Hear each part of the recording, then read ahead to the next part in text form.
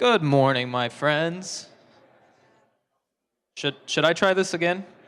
Should probably try it again. Good morning, everyone. All right, I'm gonna try it one more time. Everybody ready? On the count of three, I want to hear you say, "Good morning, Tyler."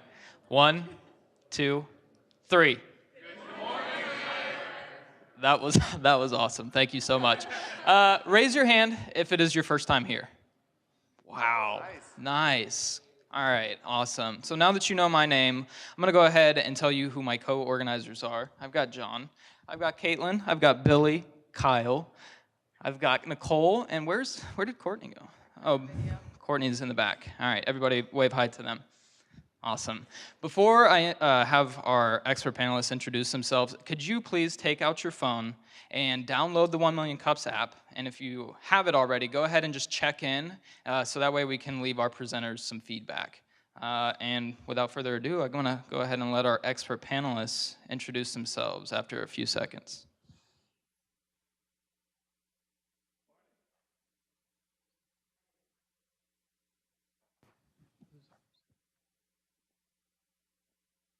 Morning, my name is, Ina Montgomery. My company is Urban Tech. That's TEC, which is the acronym for Technology Empowered Communities. And I work with urban schools and communities on technology, 21st century technology. I do teacher integration with technology in the classroom with 2 school districts. And I do technology programs with youth. Again, introducing them to technology that I see in suburban school districts, but I don't see in urban schools. And so I do it as an after-school and weekend programming. Morning. Jeff Shackelford, the director for the Digital Sandbox. We help early stage entrepreneurs move from idea to hopefully MVP to commercialization. Shameless plug, companies like Hidden Abilities that you'll see, and I'm sure they would have thrown that in their presentation because they always do. So we help very early stage folks get in business, create jobs in the Kansas City metropolitan area, and as far as St. Joe. So anybody that has a business idea, come see us. Thank you guys for being here. All right, we have some awesome presenters today. First, we've got Jamie and Peyton with Hidden Abilities. Please give them a warm welcome to the stage. Thank you.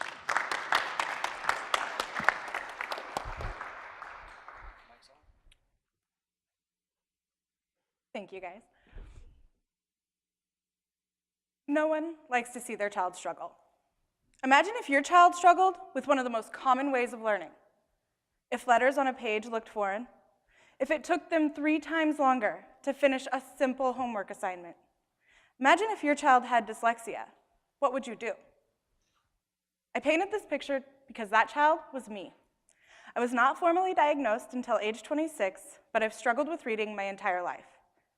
As a child, I developed a lot of little tricks to help avoid embarrassment. One was simply asking my mom for help. We would sit up at the kitchen table, and she'd read a couple pages to me, having me follow along, and then I would read one to her. The way Mom did this helped me out tremendously. I got to hear the words as I was looking at them, which helped with both my spelling and my comprehension. My first semester at KU, I was going through the diagnosis process and setting up accommodations for the very first time. It was a stressful moment in my life, and I found myself reminiscing about those late nights and early mornings with Mom.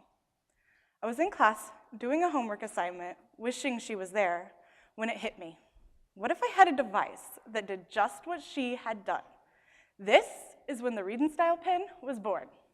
The Read and Style pen is a patent-pending electronic reading pen that instantly converts text to audio. That patent's thanks to Digital Sandbox. Now, to operate the Read and Style pen, you will gently tap the top-mounted button and slide the device across the text. As you slide that device across the text, the Bluetooth earbud will begin to discreetly speak the words to you with a smooth, easy-to-understand reading voice. Research says that as many as 1 in 5 people struggle with reading, and nearly 5% of school-age children are formally diagnosed with a reading-based learning disorder. As awareness of dyslexia grows, people are looking for solutions. So this is why our target consumer are parents of students who are struggling with reading in school. To validate this market, we ran a very successful crowdfunding campaign, pre-selling more than 430 units, raising nearly $140,000 for development. We do have several indirect competitors, such as audiobooks and text-to-speech softwares. These are great for digital sources, but do not offer a lot of help when it comes to a printed source. We have a few direct competitors that are big, bulky, draw a lot of unwanted attention to the user, are completely wired. One of them was actually developed in the mid-90s, and because of that outdated tech, it has very poor word recognition, and both feature very poor robotic-sounding voices that are no easier to understand than a dyslexic's own internal reading voice. Our team is strong and well-positioned to realize the full potential of this opportunity. We are comprised of 5 individuals executing the roles of CEO, COO, CTO, hardware specialist, and industrial designer. As the CEO, I have 32 years of experience with dyslexia. I know the Read and Style pen needs to be brought to life. And this is why we have a growing team that will not quit, a network who believes in us, and a market hungry for change. We do not plan to stop with the Read and Style pen. We are introducing accessories such as a carrying case and a charging stand, as well as in-app purchases that will be partnered with the pen so you can change out voices and languages. We also have a plan to slim down the Read and Style pen to hit a lower price point so we can sell it in big box stores everywhere next to TI graphing calculators and Casio graphing calculators. We are currently looking for a seed round investment to help us grow and scale. So if there are any investors in the room, or you guys know any investors that are interested in our work, please don't hesitate to contact us to help us, or to talk more about this opportunity. At the end of the day, Hidden Abilities is about so much more than just the Read and Style pen. We're working to create a future in which people are no longer limited by their differences, but rather are empowered to be the best version of themselves. So please help us build this future. Thank you.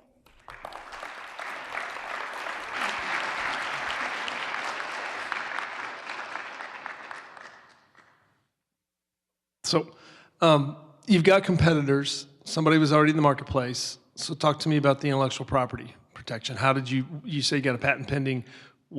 How you protected this? So the patent itself is covering both the physical configuration of the hardware itself, plus the process and method of real-time reading. So our competitors' products, they scan a line at a time and takes a second to process and then reads the whole thing at once. Ours will read like the 1 or 2 words right behind what you scanned. So that's one of the things that we're patenting. And what enabled you to move forward with that IP? Digital Sandbox. Thank you. On the last slide, one of the last slides, you showed all the different entities, groups that that have helped you move through this path. So how did you get to each of these? So KU Catalyst, we were actually KU students when we started. So it was 2 years after we took a class that we found out that the University of Kansas actually offered the KU Catalyst, which is a business incubator. We interviewed for that. Digital Sandbox, Casey, we are actually part of the Independence office, or the Innovation Center in Independence, and we applied through Independence Digital Sandbox there. Launch KC, we entered and were part of the 20 finalists that got to pitch in front of 20 judges. Sprint Mentor Network, we couldn't find a decal for it, so I made my own. We just applied. Most of it we found through KC SourceLink. The Arrow and Indiegogo story is kind of interesting because we originally started to launch a Kickstarter campaign, but we were doing some advertising, getting prepared for that, and Indiegogo reached out to us and said, we think you guys would do really well on our platform. This is going to be a really good thing. Would you consider switching to us? We'll help you form the campaign, look over things, make sure everything's looking really good. And so we did that. They helped us all along the way. And then we found out about the Arrow program, which is a certification that helps make sure that like your technology is actually viable and that it's not just that you can actually make what you're saying you're going to make. So that added a lot of credibility and really helped out with our Indiegogo. Question was on when you do scan the pen across to read the words. I think you probably already kind of addressed this. Does it go fast? Like if you move the pen fast, will it actually read fast as well, or is it more controlled? Yeah, it has an accelerometer in it, so we can tell how fast you're scanning and keep up with however fast you're scanning. So if you scan slow, it'll speak slower to you. If you're scanning faster, it'll speak faster. There is a limit. We're not sure exactly where that's at yet, but any normal usage should be just fine. And with the voices that we did license, we tried to make sure that they didn't break down at high speeds. Okay. And then on your price point, I did see you were just a little bit higher than your other existing competitors at $369. Is that going to be affordable? And then if you would approach like a school district, would there be some kind of discount or something? Very likely. If they ask for it, we would definitely offer discounts. We haven't really engaged with them in a way that would be like as a purchase, so we don't know exactly, but if that's something that they would be interested in, we'd likely do that. The way that we arrived at our price point was we talked to customers, both like we had several call us up and talk to us, and at that time we hadn't mentioned a price. So they would always ask, so we throw out a price point, kind of judge their reaction and adjust it accordingly. And so we've sold up to $329 through our Indiegogo and are going to set it at $369, but we're planning to come down depending on exactly what the demand allows. You can always set high and Right. come lower, but it's always harder to go the other way. Okay. Is that a utility patent pending that you have? Yes. Okay. And we also have a trademark too. Yes. We'll go ahead and open it up to questions. Please raise your hand if you have one. We'll come around with a mic. Have you estimated the size of the market for this product, and what market share do you think you might be able to get in the long term? So yeah, it looks like there are about 48 million people in the United States that struggle with dyslexia and about 700 million worldwide. So we've narrowed our market down to people that have dyslexia and are ages 15 to 22 and have a household income of $30,000 or more. And that market looks like it's about 4 million people. So. Question in the back. Hi, guys. Back over here. Nice job on your presentation. I'm curious a little bit more about your distribution and your sales strategy. Is it exclusively to try to go through an online retailer, an Amazon, a big box retailer, or is it direct as well, and what does that strategy look like? Yeah, we have several different routes. We're starting with online sales because it's kind of the low-hanging fruit. We're going to get that set up, and it's a little bit more hands-off once you get it set up. So we're going to do a content marketing strategy and to get people to the website, sign up with their email, and then email marketing. We're also planning to go direct sales to large universities and school districts.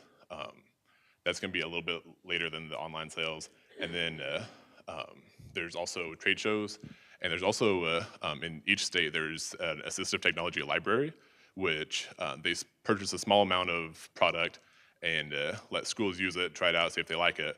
And if the schools like it, they'll purchase more and use them to, kind of as a grant to fund that purchase. Question on your left. Yeah, I was wondering, I have a granddaughter, 10 years old, that has dyslexia or been diagnosed. And I was wondering what the feedback from your end users has been as far as age-appropriate type usage, or for that matter, do they enjoy it? Do they find it complicated? What type of testimony do you have, or if any, from the end user? So we are actually still in the prototype stage. We have not gotten it exactly into hands yet. Most of our research is based off of our competitors, and then what we've heard our customers don't like about it. And so we are working to create these things. Now, we have talked to a lot of, there's Horizon School has contacted us, and we went and got to tour there. And then There is a center down in Pittsburgh, Kansas that we've talked to, and they say that the reading pins do with what we're wanting to do with it, where you can scan and they're actually seeing the word as they're hearing it instead of scanning it and not really paying attention. It will help to build that phonological connection. So that's one of the things. I lost the question. But also, during our Indiegogo campaign, we got a lot of tremendous feedback on that. So we've been using the feedback we got there to actually design the product and make sure it's exactly what they wanted. One of the big things is our competing products, both of them, have a touch screen, and you have to navigate menus to get through and actually do the thing that we're trying to do. So ours is really simple. It has one button. You have a single click, double click, and triple click just to do the 3 different things that it can do. So our main thing is it's really simple to use, and anybody can use it. I have a question on your right. You mentioned that you have a prototype right now. Can you tell us a little bit in more detail where you're at right now with the tech and then your goals for the next year? The hardware itself is completely finished. We have 5 prototype boards that we worked with a company in New Jersey to develop. We recently just got those brought up, and it's fully functional, ready to go. The software, it's all complete, but in pieces. All the different functionality is kind of separate right now, so we still need to integrate that and make sure it all works together right. And then after that is just finishing out the plastic enclosure design and getting that to fit, and then manufacturing. The next year will be basically doing the manufacturing, starting the sales, and then kind of redeveloping the electronic hardware a little bit. Right now, it's on 2 separate boards because one board was very expensive and the other board was a lot cheaper and simpler. So we developed it on 2 in case there was any changes that needed to be made. But in the long run, it'll be cheaper to do it all on one board. So we need to integrate that, and that should be the major task in the next year. Question on your left. Hey guys, great job. Looks like you've done a lot of homework to this point, and you've invested some of your own money to get to this point. Please tell us a little bit more about your own entrepreneurial story, and tell us what you might have done differently. So, well, when we actually first started, it was more of a wait and see, because the tech that we are using wasn't, because we started 5 years ago. And so it's been a really long journey, and finding our team has been really hard. We've actually been through, there were 2 different teams before we actually locked in the programmer that we do have, as well as our hardware specialist and industrial designer.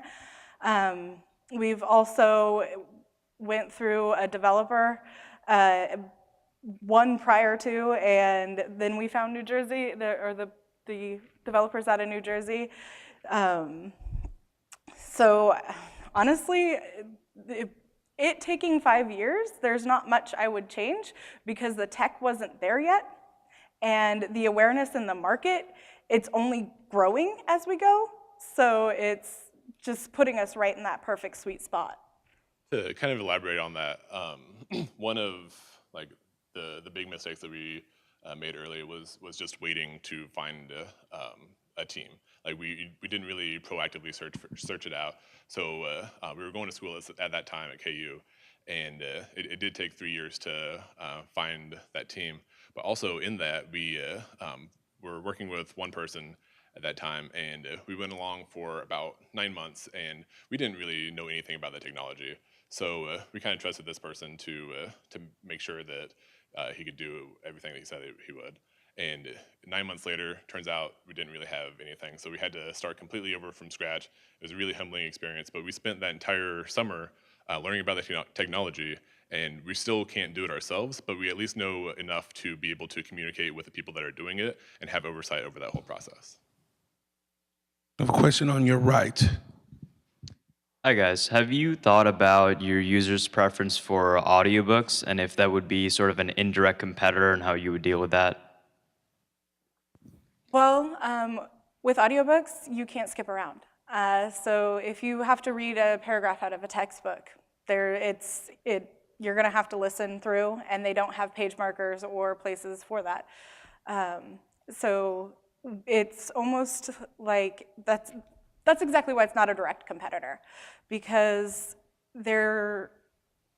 an audiobook wouldn't be allowed on a test either. You're not going to have a recording of the test and then have that read to you. So. And a lot of dyslexic people also like the tactile feedback of having a book in hand, and it makes things a little bit easier for them. They can understand better where they're at and keep everything together, and a lot of things along those lines. Question down front. Hey, great idea. Couple of questions. When do you expect to be shipping this product?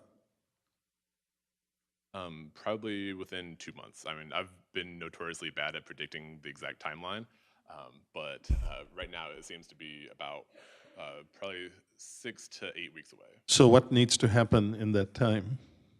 We need to find an investment so we can get the inventory so we can manufacture that. The software needs to be finished, and the plastic enclosure needs to be done. So really, there's a lot more uncertainty in that 2 months based on the problems you're facing. Yeah. I really like this. I've worked with several people who are dyslexic. I'm in the engineering field, and the problems that I encountered that resulted from their inabilities to correctly deal with numbers is what I'm most familiar with. So I was intrigued by your explanation or hope. I'm not sure if it's already in there, to be able to maybe use it on a calculator, perhaps even direct connected to the calculator. What about, so can you elaborate a little bit more on that? And also things like reading numbers off, say, plans and or a computer screen. So the computer screen, we do not recommend it because there is going to be a sharp point, and some of those screens are easily damaged.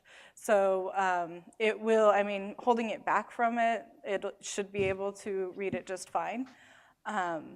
With numbers, we plan to develop as we go as well.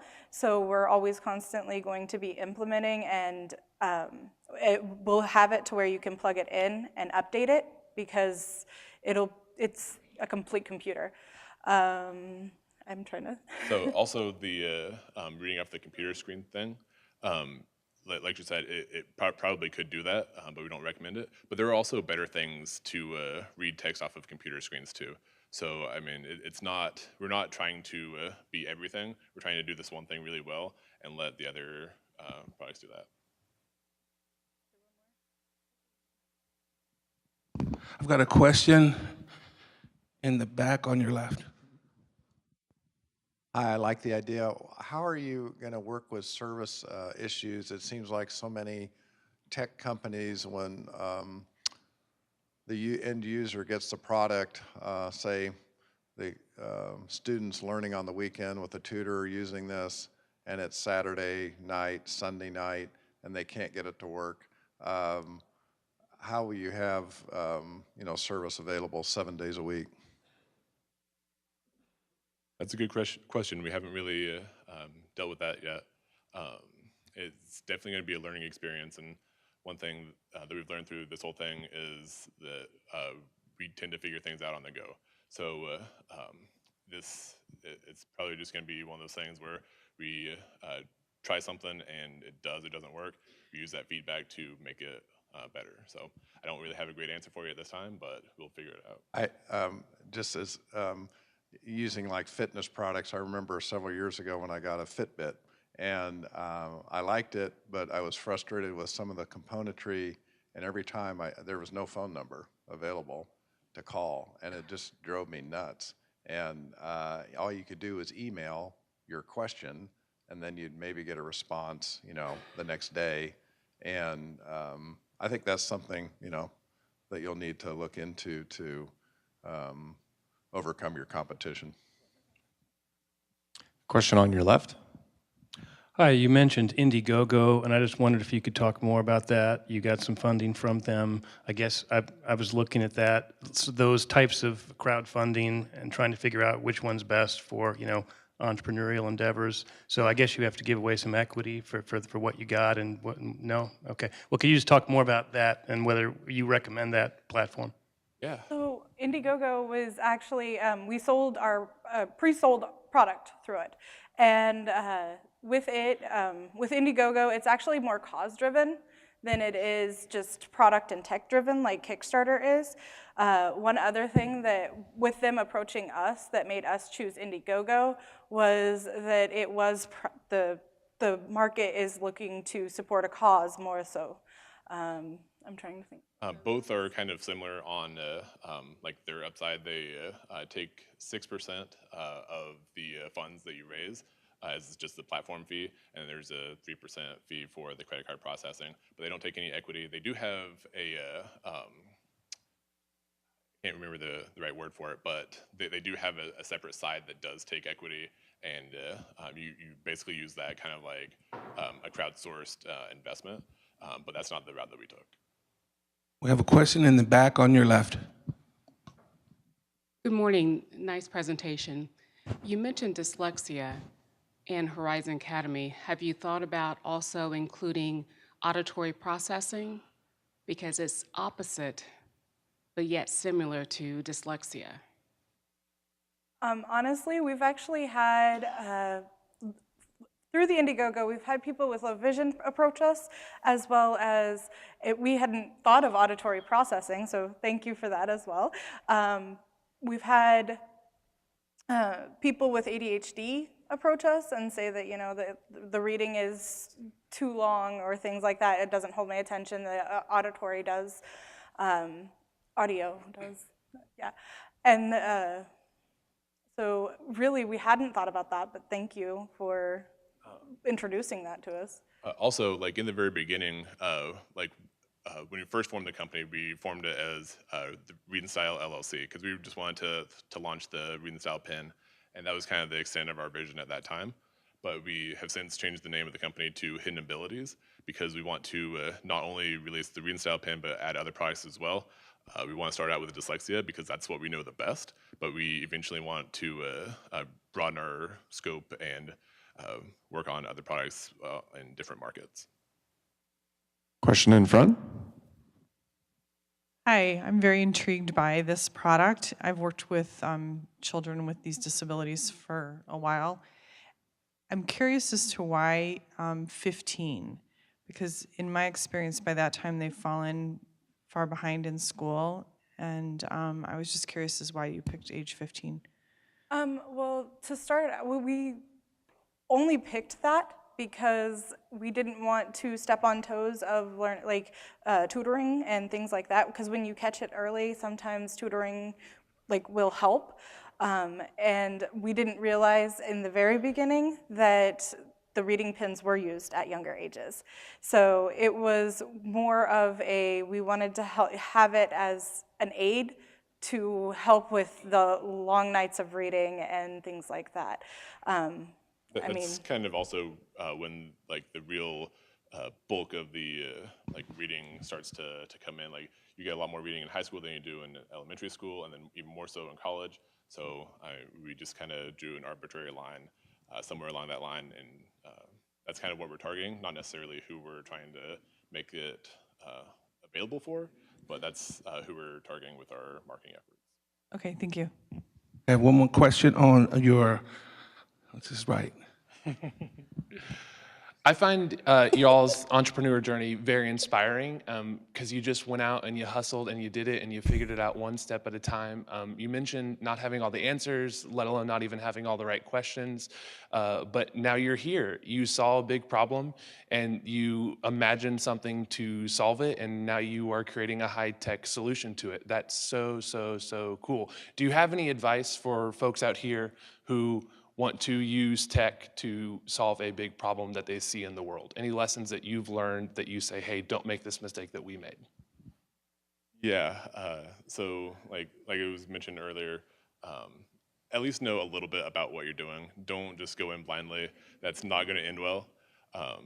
At least be able to have oversight over the process and know when things aren't right, and that'll help out tremendously. My final question. what can we as a community do for you? Two things. We are looking for that seed round investment, so any warm introductions would help out tremendously. Also, to get to the second phase of our product and where we'd like to take it, we're going to need some help with miniaturization and mass production. And if there's anybody that can help us give some advice, pointers on anything that could help us reach that end, then that'd be appreciated as well. Fantastic. Let's give them a big hand, please.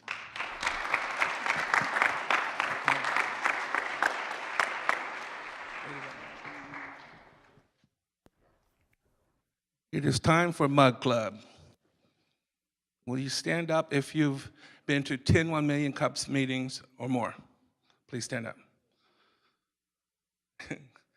Remain standing if you have not received one of these. Okay, John is going to pick somebody up. Good morning. Please tell us your name and why you come to 1 Million Cups. I'm Sarah Schumacher. I work on my business, Cyclone Press, and I work with small businesses and entrepreneurs to do branding and logos, design, web print, all of that stuff. And I just love coming here because it's really nice to kind of get out of my work and just see what everybody else is doing. And I'm such a big fan of Kaufman and everything that they do here. So anything you can take advantage of Kansas City, please do it and please come. Awesome. Thank you very much. I want to introduce a program that we've begun recently called the Caffeinators Program. These are men and women who've given their time and their talent to come here and share with you during the meeting or after the meeting. Will you caffeinators please stand up? Caffeinators. Welcome to Staffed Up. Stand up. Put your hand up, please. We got a wonderful young lady in the back corner. Clarissa, there you go. And these are the people that if you have any questions, there's Joe up front. Joe's real loyal. And just go up to them and ask them and they'll direct you. Anything you might need. We're going to go to the next presenter. Oh yeah, Kyle's got an announcement. All right, good morning. Tomorrow is the first day of February, which means starting tomorrow, it is Black History Month. We are super excited to celebrate Black History Month at 1 Million Cups by having all Black founders on the stage all month long. So we hope you will join us. We hope you will invite our friends. Let's bring more people into the 1 Million Cups community. Also, we are going to wrap up the month on Wednesday, February 28th with an extra special 1 Million Cups in the evening. So there are details on that up on the screen. You can also see them in the announcements. We'll have regular 1 Million Cups presentations and also a Black-owned small business fair. So put that on your calendar, the evening of Wednesday, February 28th. Let's come celebrate Black History Month together. Thank you. Thank you, Kyle. All right, our next presenter is Billy Giordano with Staffed Up. Before we start, I want to make sure it's on. Cool. Right. You don't need that. You don't need this?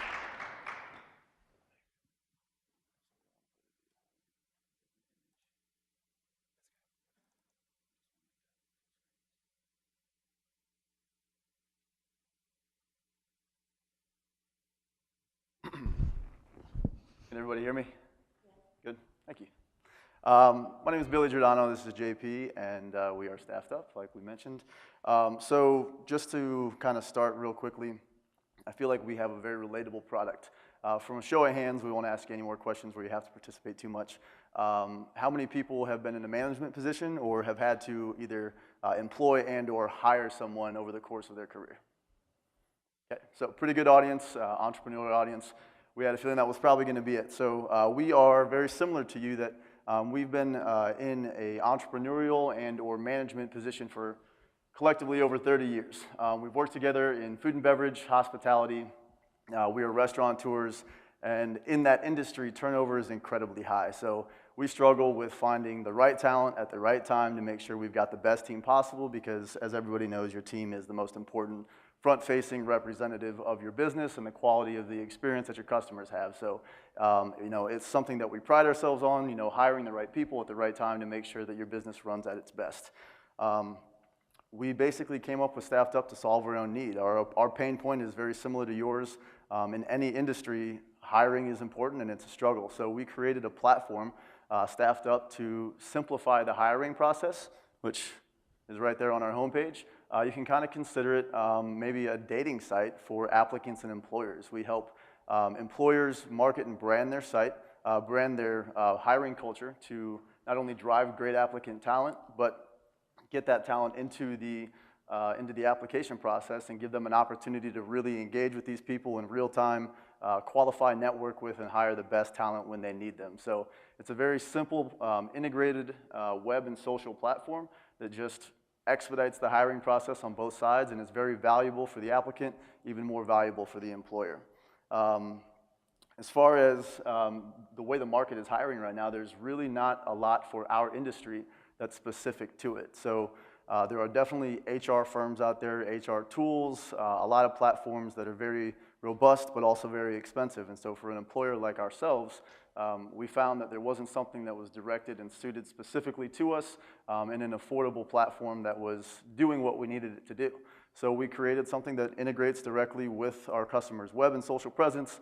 Anything online is completely 100% integratable to not only drive the traffic you need, but we help you and teach you how to market to the talent and get the right people where you need them. So, you know, people have probably in the room used job boards. There's big things like Indeed, Snagajob, ZipRecruiter. The difference between us and them is where you can go on our site and you can find, you know, job board, or you can go on our site like a job board and search for talent in your area. We really focus on helping you advertise and market your brand to drive the right people who are already actively engaged in your business, who are paying attention, patrons, people who are in the area directly, and who are already following you. So as far as really what our focus is, it's quality over quantity. A lot of these big job boards are offering the opportunity to get hundreds of applications, but most people will pay a ton of money, get the applications in, and have to manually sift through it. The difference between us and them is that not only are we a lot more affordable, but we're a permanent hiring solution. So we don't focus on the desperation hire where you pay us a bunch of money to try to find talent last minute. We help you build a qualified database consistently 24/7, 365, so that when you're ready to hire, you've got people at your fingertips. A couple of clicks to invite to interviews. You can invite up to, I mean, there is no limit. It's completely unlimited, as many applicants, as many interviews, as many interactions as you need to find the right people with just a few clicks to interact with these people, let them get into your process and help you basically manage and evaluate them appropriately. So we really like the Q&A portion of this stuff, so we're not gonna waste a ton of time talking about what we do. I think it'll evolve as we go. We do have a 2-minute video, and we've got about 2 minutes to go, so we're gonna show you the platform so you have a little bit better idea of what it is. Again, it's me talking, so don't get sick of it yet. But we'll play this for you, and then we'll go into the Q&A. Welcome to Staffed Up. We're here to make your life better by helping you hire the best talent, smarter and faster. Getting started is simple. Sign up for free, and on your first login, follow our simple tutorial to set up your account and start creating positions and qualifying questions for your company.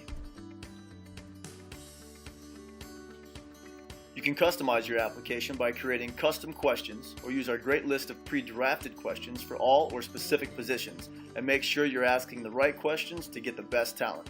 You can even set questions as pre-qualifiers, saving time by filtering applicants who don't meet your minimum criteria, and let the system automatically and professionally respond for you. Once set up, it's time to leverage your web and social presence to drive great applicant traffic who are already interested in and paying attention to your brand.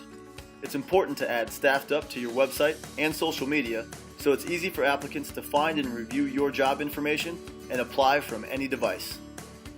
We also encourage you to take advantage of our discounted Vistaprint print collateral like business cards, table tents, and door clings to help you advertise to your already loyal patrons 24/7 that you're building your team. Once applicants start rolling in, easily navigate through applicants by position, by application status, or individually using the very easy-to-use search function.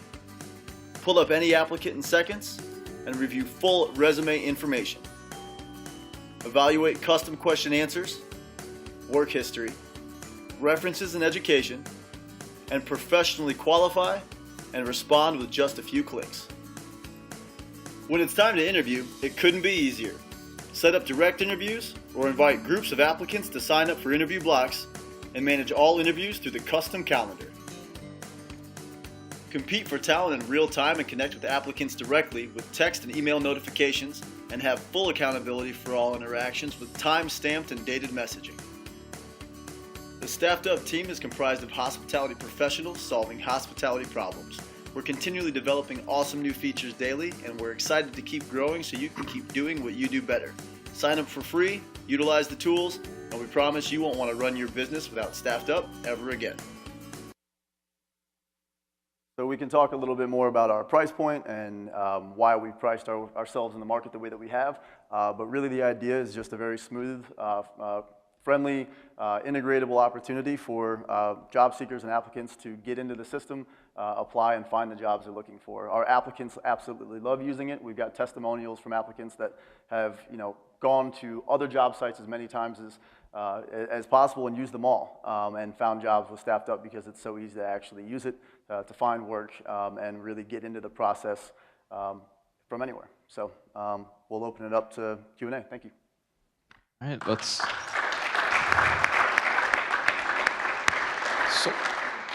So is this full-time, part-time positions, any position at all in the, it So looks like you're focusing on kind of the restaurant side of hospitality, right? Sure. So it is definitely 100% white label. So the idea is that this is applicable for any industry. Right now, because it's the industry we know, we've been focusing for about the past year building this, testing it in the hospitality restaurant, food and beverage, customer service industries. But we've also networked a lot and found that there are industries that need us just as badly. So we built this so that it can accommodate anyone, full-time, part-time, single event. It's, again, when you create an account with Staffed Up, it's not about us, it's about you. And we brand everything about you and help you drive talent through your networks along with ours so that it's not, you have to go to Staffed Up to find your job.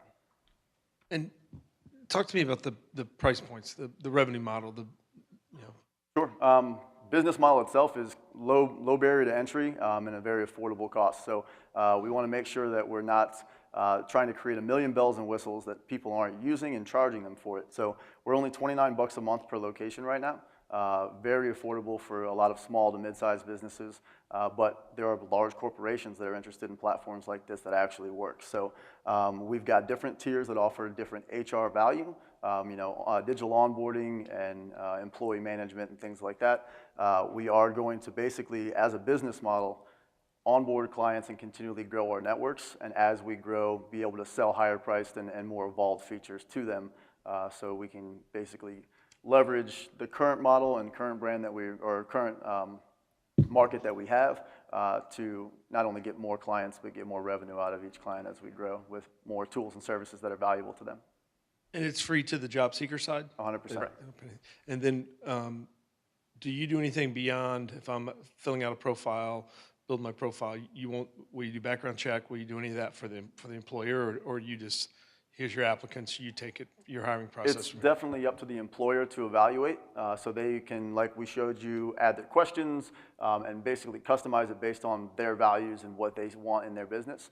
We are going to start partnering with third-party integrations. There may be an individual here, I don't know if is Carrie here, who does some background check stuff.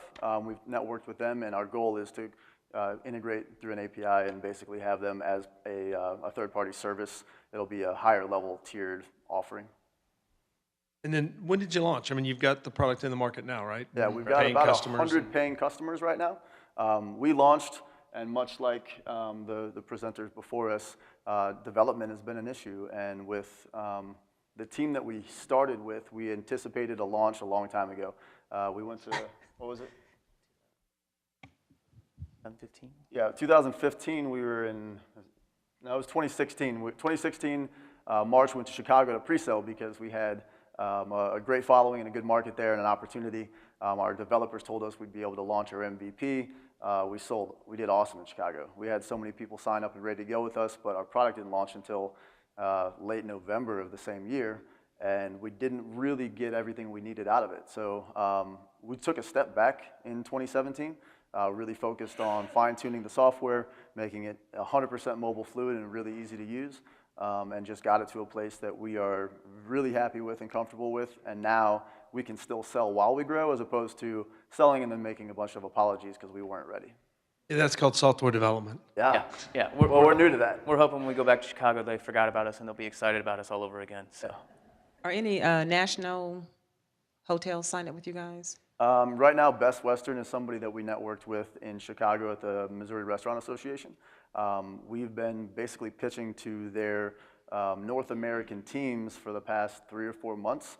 We do a screen share and talk with all of them. So we've had about a dozen Best Western sign up with us. And the goal is they've got 2,500 stores across all of North America. We want to replace, they're actively seeking for a better solution, and we're working for their current hotels. So our goal is to, in development, our next step is to create a corporate structure that accommodates larger individuals like that, allowing the freedom of individual restaurants and hotels and other markets, which we can talk about, to have the flexibility of creating their own branding process and hiring process, but still have the corporate management and perspective. And does it work both ways? Like if I'm a job seeker just looking to make some weekend money, can I go online and say I'm looking for an event? Does it work that way, or is it just employer driven where somebody's... So you can go to Staffed Up 100% and search for jobs. So if we were to click job search on our homepage, it'll take your IP address and find based on jobs in your area. You can search for the positions and the different opportunities that are around you, but you would also be able to actively seek for, server, bartender, particular location, things like that. We've got a lot of companies, like we've got an event company that works with us that just does single events. So she floods her database with single event opportunities, and when she's ready, she just hits those people with a quick message. They get a text and an email letting them know that Events by Cat is looking for help this weekend, and she gets in the mix. Thank you.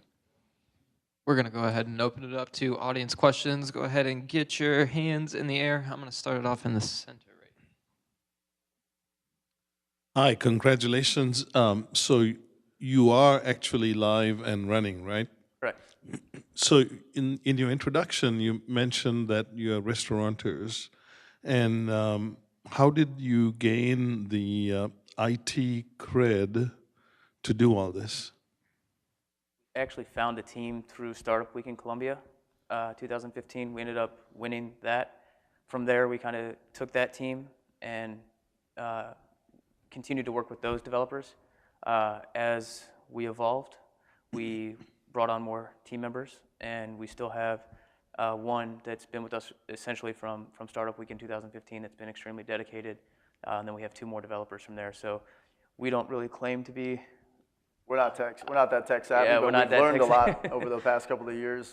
We can at least hold our own in conversation. But I mean, development, we're simply conceptual business.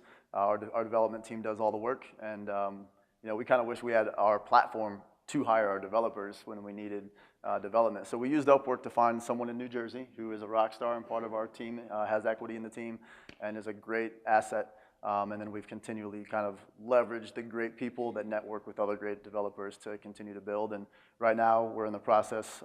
We're pitching in St. Louis for a couple of different investments. We're raising our next round to grow our team even more, expedite the development, and be able to onboard these larger clients. So you said next round, so you already have outside investors? Bootstrapped, and then we were funded by the Missouri Innovation Center in Columbia. So they picked us up and gave us a small investment, and so that's really where we're at now. We're looking for basically an angel round. All right, so my final question, you hadn't mentioned this all along until you were talking to the panelists, and you talked about this really being a white label product, and again, you alluded to being able to hire IT developers using your app. So are you actually marketing it as a white label product as well? Not necessarily yet. Our goal over the next couple of months is to take the homepage, rebrand it, and market the individual industries that we are going to be dedicated to and targeting. So there's 2 sides of it. Obviously, it's white label, and we want to go out and get the entire world, but we know staying focused is important. So we're going to grow each individual market respectively. We went to a tech conference in St. Louis and met a young lady with Rozzi Learning Center, and she told me that elementary and pre-elementary education struggles to hire a lot, and they don't really have a great service that's affordable. They don't have large budgets, so we'd be perfect. So we've actually already onboarded a couple of pre-K and different educations. She's using the product as well. Companies that are kind of testing it, giving us feedback. We've had a couple of tweaks that are necessary for them to really get what they need out of it. They're already on our development schedule, and so we will progressively evolve into different markets, but we don't want to just say, hey, everybody come get us. We want to really kind of hone in on a few things, build those databases, because once we build a qualified talent pool in a geographical area, we can begin selling that talent pool back to employers that are signing up with us that need people right away. So final comment, I really liked your video. If it really runs 2 minutes, I didn't time it. It's a great way of explaining what you do. And in future presentations, you might want to consider leading off with it. Okay. Thanks. Another question in the center. Nice presentation. I noticed in your video that you mentioned that you have 45% less turnover. Are you monitoring the positions after they've been filled? Yeah, so basically we can see every single applicant that comes through and kind of monitor exactly how long they're in a position. And so based on industry standards, that's where we get that number. So the people who are using our stuff, we have back-end analytics that are, right now, are pretty raw. We want to incorporate machine learning and kind of understand the real data that's happening on our site and be able to use that to monetize and also help our clients and give them more value. So. Question back here by the coffee. Hey guys, nice presentation. This is obviously a very crowded market. I see one of the differentiators is your price, which is dramatically more reasonable than a lot of the solutions out there. As far as you're talking about having these questions for candidates, and that's sort of weeding out the candidate flow, which sometimes can be overwhelming as an employer. Is anyone else doing something similar to that, or is everyone just doing their keyword searches and those types of activities? To be honest with you, most of our competitors are not as customizable as us. They don't integrate directly with their systems. Now, there are people that do what we do, but their price is substantially higher. So, you know, we've got a graph in one of our presentations. We didn't want to put too much up on the screen because it distracts from the interaction and conversation. So, in some of our presentations, we've got a slide based on the market where there's, you know, things all along the bottom and all along the top based on the value and the service that they provide and the price. We're literally hanging out by ourselves because we haven't found anybody. And we also have a marketing material piece that we're happy to forward on that shows 12 different platforms that say they do what we do, or at least have the same goal as us to help people hire. Our price point and service feature list is full. Compared to what they're offering, it's just not the same thing. Now, they can market to millions and millions of people, but these millions of people are not actively seeking positions in your area and actively interested in your brand. So really, we set ourselves apart by going the natural, organic route. We're starting from where it should be, engaging with real talent as opposed to just market everything and everywhere and hope for the best and have to sift through a giant mess to find, you know, a needle in a haystack.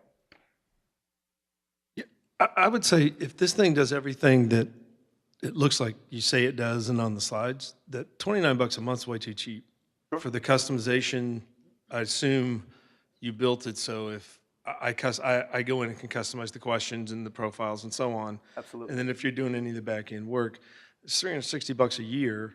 That's probably one position open for a few weeks in my restaurant or bar to me. I mean, there may be a reason that you're out here for $29 doing all this, and everybody else that does things similar is up there. Sure. So, well, like he said, in being in the industry for about 30 years combined, we were bar guys with the tech idea as opposed to tech guys with the bar idea. So we understand that sitting in front of, having people sell to you day in and day out, when you come in with a larger number, it immediately shuts off that line of communication. So for us, you know, it was helping us initially build this market.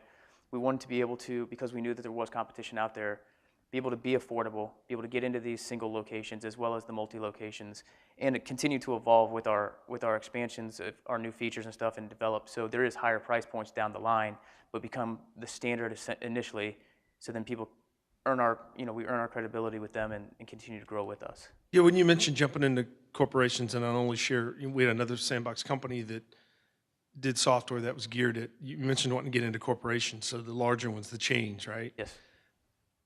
Their price point was something similar, $19 a desk, whoever uses it. And as we helped them, the people who made the decisions at the corporate level, so if you come in and tell me it's $19 a person, I don't think it does anything real great.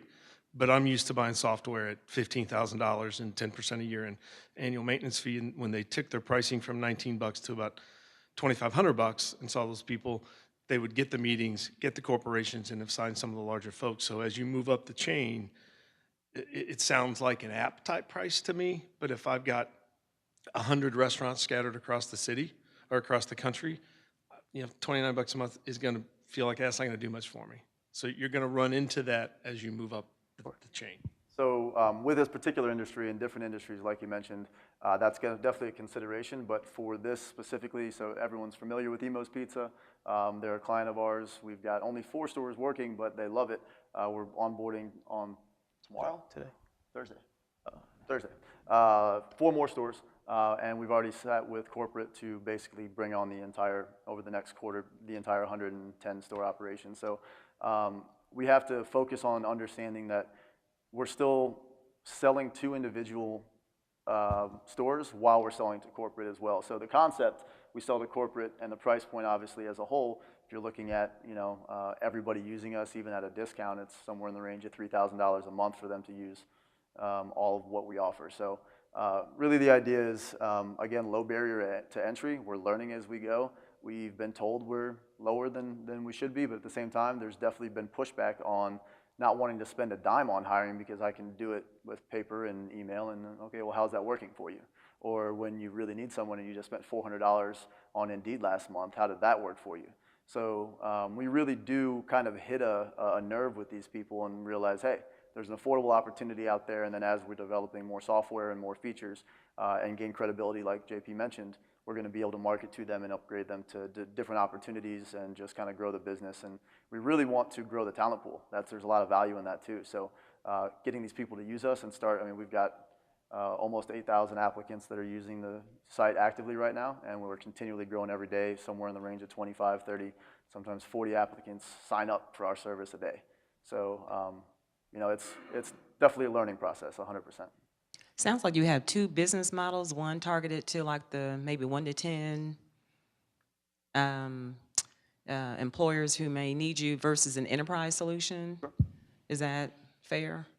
In a sense, and do you have your enterprise solution, which is what I guess Jeff is asking? It's not evolved. It's not developed yet. Okay. So I mean, it's applicable to any individual store, and an enterprise could use it if everyone wanted to sign up. But what we want is one blanket opportunity for Best Western to have an account and then distribute it to the individuals that need it, that are going to use it and kind of have opportunities to, again, represent the whole brand, but still be focused on the one individual store, because you can't just say all of Best Western is hiring and expect to get talent in every single location. Question here in the back.